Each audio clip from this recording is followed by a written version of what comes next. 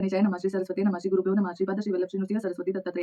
कारण प्रत्येक प्रेग्नेंट लेडीजपर्यंत, प्रत्येक प्रेग्नेंट आईपर्यंत हा व्हिडिओ पोहोचला पाहिजे. कारण हॅलो पेरेंट्स, सगळ्यात आधी सगळ्यांना 2026 नवीन वर्षाच्या हार्दिक शुभेच्छा. सगळ्यांना हे येणारं नवीन वर्ष सुखाचं, आनंदाचं, भरभराटीचं जावो. त्यासोबतच सगळ्यांना त्यांच्या त्यांच्या मनातील सुदृढ आणि बुद्धिमान बाळ मिळावं, हीच ईश्वरचरती प्रार्थना. त्याप्रमाणे दर गुरुवारी आपण एक गुरुचरित्राचा अध्याय वाचन करत आहोत. आज आहे गुरुचरित्राचा 3रा अध्याय. हा अध्याय ऐकताना तुम्ही एका शांत ठिकाणी बसायचंय, त्यासोबतच पूर्ण अध्याय ऐकायचा आहे. त्याच्यानंतर सगळ्यांनी मला श्री गुरुदेव दत्त अशी कमेंट करायची आहे. त्यासोबतच तुम्ही जर प्रेग्नेंट असाल तर तुम्ही आपल्या चॅनलवरचे बाकीचेही व्हिडिओज बघू शकता. तुम्ही जर पहिल्यांदाच आला असाल तर व्हिडिओ पूर्ण बघा, लाईक करा, कॉमेंट करा आणि जास्तीत जास्त शेअर करा. चला तर मग सुरुवात करूया गुरुचरित्र अध्याय 3. गुरुचरित्र अध्याय 3. पादुका असत 64 योगिनी सेवा करत, सर्वजन पूजित असे मास्थान ते. लोकोद्धार कारण श्री गुरुदत्त आपण, अनेक लीला दावोन मनोरथ पूर्वती सकलांचे. ग्रंथ असे संक्षिप्त म्हणून काही लीला सांगत, गुरुचरित्र असे अद्भुत वर्णू न शके कोणी. असता पुढे वर्तमाने भिक्षा करावया प्रतिदिनी, अमरापूर म्हणीचे ग्रामी.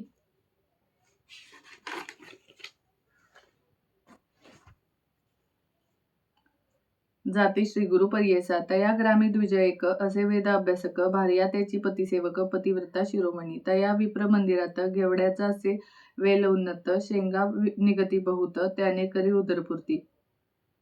तया विप्र मंदिरात घेवड्याचा असे वेल उन्नत, शेंगा निगती बहुत त्याने करी उदरपूर्ती.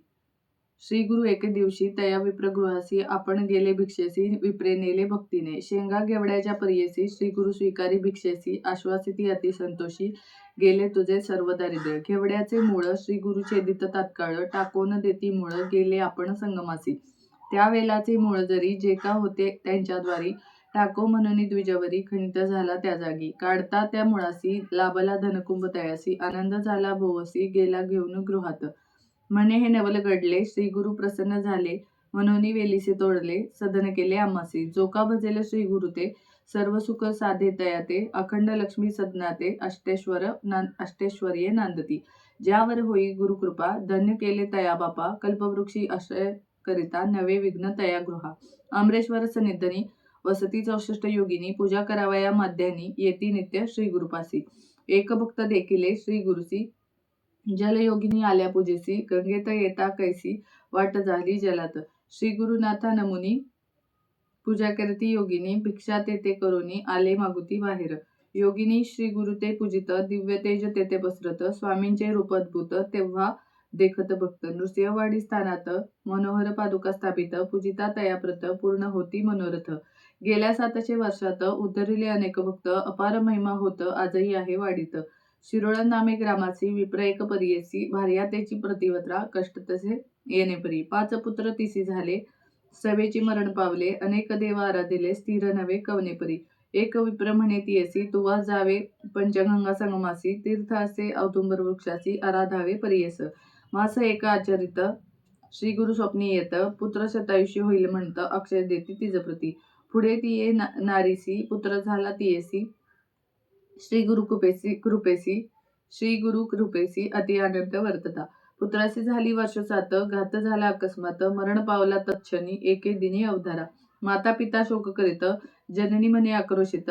श्री गुरुने दिदला वत्स अल्पायुषी कसा झाला. ऐसे नानापरी देख, दुःख करी बहुत शोक. निवादिती सकळ लोक, वाया दुःख करीतसे. तव श्री गुरुदत्त संन्यासी रूपे तेथे येत, म्हणती जा पादुका स्थानात वर लादला तुला जेते. ऐसे वचन ऐकोनी विश्वास झाला तिचे मनी, शवपाठी बांधोनी घेऊन गेली औदुंबरा.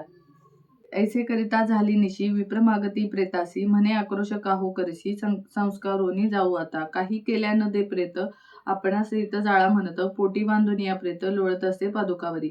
आजच्या रात्री प्रेतासी, सुटेल वास दुर्गंधीसी.